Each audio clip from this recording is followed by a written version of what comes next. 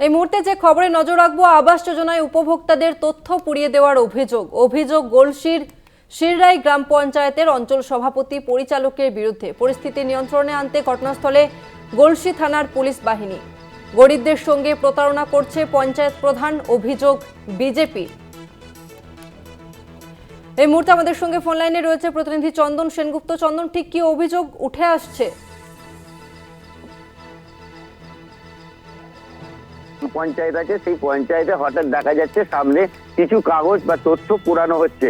এলাকার মানুষ সেটিকে ভিডিওগ্রাফি করে এবং সঙ্গে সঙ্গে গ্রামবাসীদের খবর দেয়, সবাই ওখানে এসে জড়ো হয় এবং তারপরেই দেখা যায় যে তথ্যগুলো পুরনো হচ্ছে সেগুলো যারা আবাস যোজনার বাড়ি পাওয়ার জন্য উপভোক্তারা কাগজ জমা দিয়েছিল সেই কাগজগুলোই পুরানো হচ্ছে।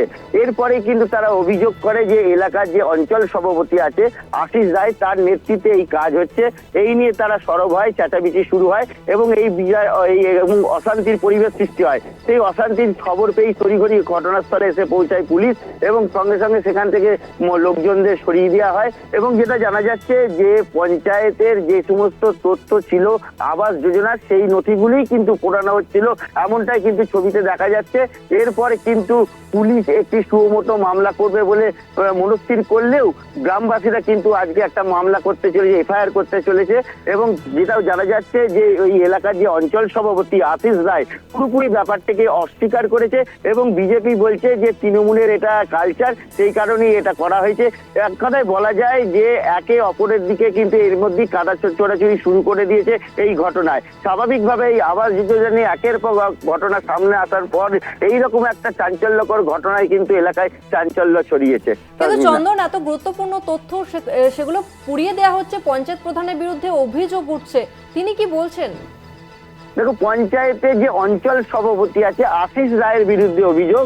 তিনি বলছেন সর্বোপরি এটা মিথ্যে, এইরকম কোনো অভিযোগ হতে পারে না এবং যে তথ্যগুলো পুরানো হয়েছে সেই তথ্যগুলো কিন্তু যারা বাড়ি পেয়েছে তাদেরই তথ্য।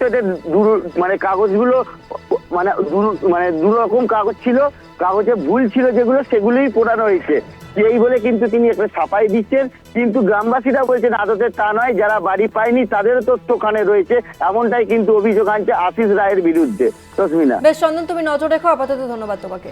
আরো একবার জানিয়ে রাখবো, আবাস যোজনায় উপভোক্তাদের তথ্য পুড়িয়ে দেওয়ার অভিযোগ গলসির শিররাই গ্রাম পঞ্চায়েতের অঞ্চল সভাপতি পরিচালকের বিরুদ্ধে। পরিস্থিতি নিয়ন্ত্রণে আনতে ঘটনাস্থলে গলসি থানার পুলিশ।